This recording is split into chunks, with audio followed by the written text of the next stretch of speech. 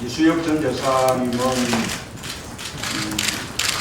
외교통상부 사관보와 독일 대사로 통외교관 교수입니다. 뿐만 아니라 육자회담 초대 수석께서도 그걸 하시면서 북핵 문제 해결을 위한 다자 외교틀을 만들고 또 그 다자 외교를 통해서 북핵 문제의 합의를 이끌어내는데 핵심적인 역할을 하신 분입니다. 그 이후에 독일 대사를 하실 때도 통일 독일과의 대화라는 저서를 발간하셨는데 그 내용이 우리 정부의 그 통일 정책에 크게 참고가 되었습니다. 그 이후에 국정원 제1차장을 지내시게 되고요. 그래서 최고의 통일외교 전문가라고 하셨습니다. 우리 당이 구하고 있는 경제통일을 실현하기 위한 통일외교에서 주주적인 역할을 앞으로 하게 되실 것으로 그렇게 기대합니다. 오늘 우리가 다른 분야 영입에 앞서서 우리 이수혁 전 대사의 영입을 먼저 이렇게 발표를 하게 된 것은 위안부 문제에 관한 한일 정부 간의 굴욕 합의라는 어떤 사상 최악의 외교 참사에 대한 대응이 시급합니다. 지금 그 정부는 위안부 문제에 관한 그 양국 간의 합의가 어떤 성격인지 그 법적인 성격조차 분명히 설명을 못하고 있습니다.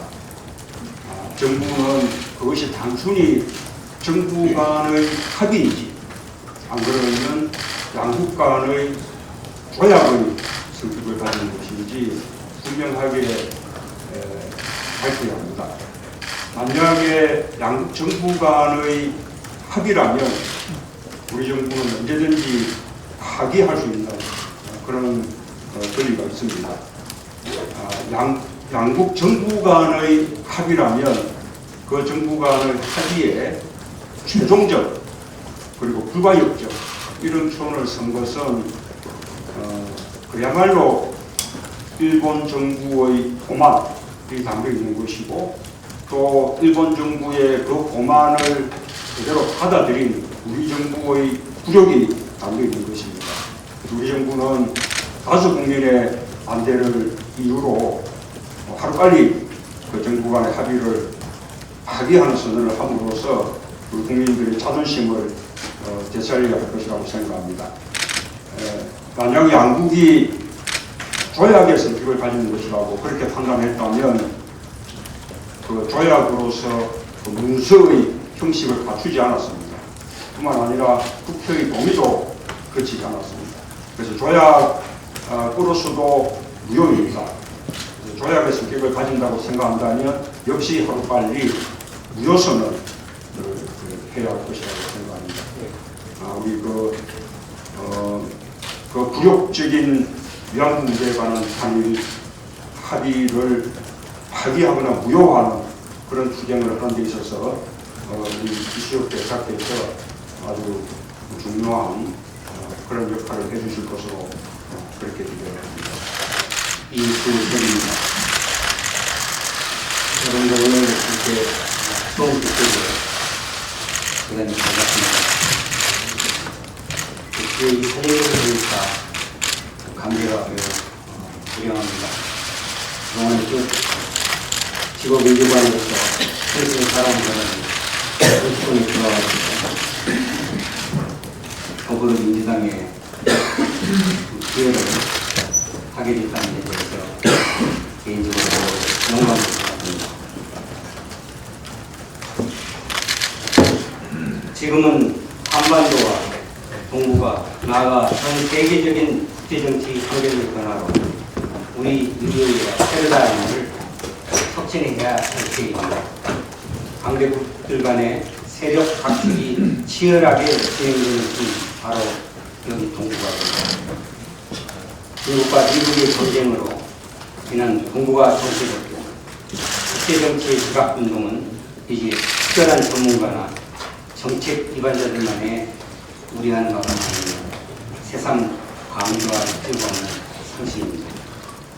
국민의 생명과 재산부터 명예와 자존심까지 외교와 민생과 국민 통합에 미치는 영향력이 얼마나 큰지도 마찬가지입니다. 한반도 통일은 20세기와 21세기 한반도에 가고 있는 우리 동시대인의 피할 수 없는 역사적 사명입니다. 1945년 남북 분단의 소식이 전해졌을 때 우리들의 부모와 조부모들은 단지 분단일 것이라고 믿었습니다. 그러나 반세기를 넘어 70년이 넘었으니 장기 분단을 넘어 영구 분단의 악령이 오는 겁니다. 과연 정부가 통일 의지가 있는지 의문이 있을 때도 많습니다. 통일에 향한 국민의 열망과 의지도 옅어져 가고 있습니다. 우리에게는 현실을 애써 회피하거나 왜곡하고 힘의 논리에 눌려 타성적으로 대응하는 것을 반복해왔습니다. 그리하여 우리 국민들은 한국 인류의 초라한 모습에 자주 실망하고 이제는 한계에 다다랐다고 탄식하고 있습니다. 걱정만 하고 있을 때가 아닙니다. 국민들은 치밀하고 정교한 외교 전략을 요구하고 있습니다. 이제는 현실을 꿰뚫어보는 통찰력으로 방향을 새롭게 잡아야 할 때입니다. 외교의 본질은 상대국으로 하여금 우리가 원하는 바를 하게 하고 우리가 원치 않는 바를 하지 못하게 하는 것입니다. 실현 가능하고 성공적인 통일 외교 정책을 위해서는 올바른 진단이 전제되어야 합니다. 통일 외교 정책에서 늘 염두에 둘 분야는 첫째, 북한의 정책, 둘째, 중국의 대한반도 정책, 셋째, 북한 핵 문제입니다. 이 세 분야에 대한 객관적이고 현실주의적이고 본질적인 진단을 위해서 통합적 정책이 처방되어야 합니다. 1991년 독일 통일 후 정치적, 사회적 대혼란 없이 연착륙하여 오늘날 유럽의 우뚝 솟은 국가가 된 것은 서독의 정치적, 경제적, 사회적 체제의 결과였습니다. 통일 후 사회적 통합까지 염두에 둔 통일 정책이야말로 진정한 통일 정책입니다. 이제는 통일을 위해 한 발짝 더 뛰는 방안을 고민해야 할 때입니다. 정치한 전략을 수립하여 바람에 흔들리지 말고 차근차근 실천해 가야 합니다. 활을 쏘는 군사는 목표보다 위를 보면서 그날의 풍속과 풍향을 재며 활을 쏘입니다.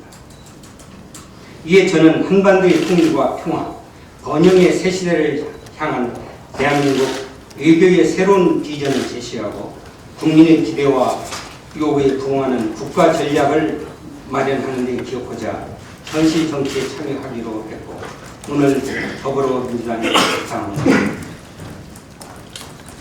높은 민주주의 이상을 가슴에 품고 따뜻한 이상주의를 바라보며 국제정치의 힘의 중요성을 인정하는 차가운 현실주의의 원리를 가지고 대안적인 통일정책과 외교정책을 수립하고 실행할 수 있도록 믿음이 남아 팀워크를 이루며 노력하겠습니다.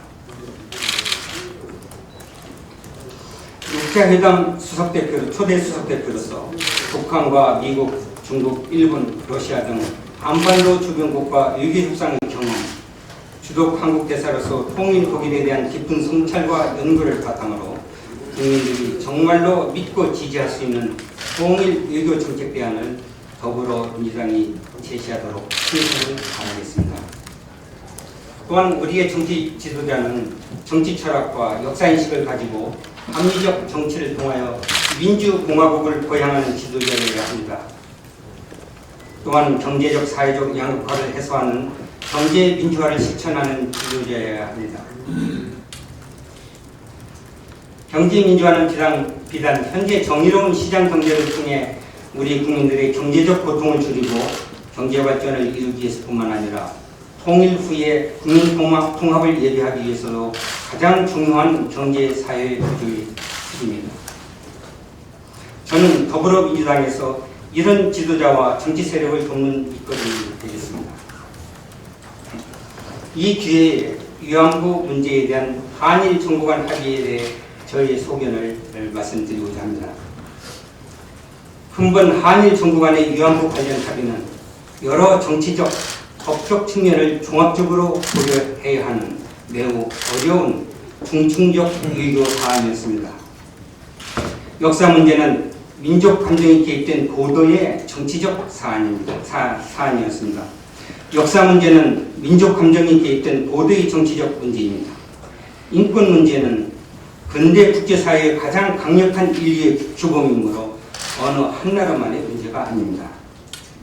더욱이 위안부 문제는 한일 기본조약으로부터 출발하여 그 연원이 수십 년 거슬러 올라가는 문제입니다. 이렇게 복잡한 문제를 피해 당사자의 의견을 반영하지도 않은 채 양국 외교장관 간에 쫓기듯 서둘러 합의하였습니다. 그 합의도 최종적 불가역적이라고 선언하고 있습니다. 정치적 합의의 다름이 아닙니다. 따라서 법적 구속력을 주장할 수는 없습니다. 근본 합의가 대한민국 헌법과 비엔나 조약법 협약에서 요구하는 조약의 형식을 취하지 않은 것이 다행입니다. 2013년 4월 UN 경제적 문화적 권리위원회의 권고도 따르지 않고 있습니다. 따라서 근본 합의는 최종적이고 불가역적이고 법적 구속력이 있는 방지 규범이 아닙니다. 국민 여러분의 많은 관심과 성원을 부탁드립니다. 감사합니다.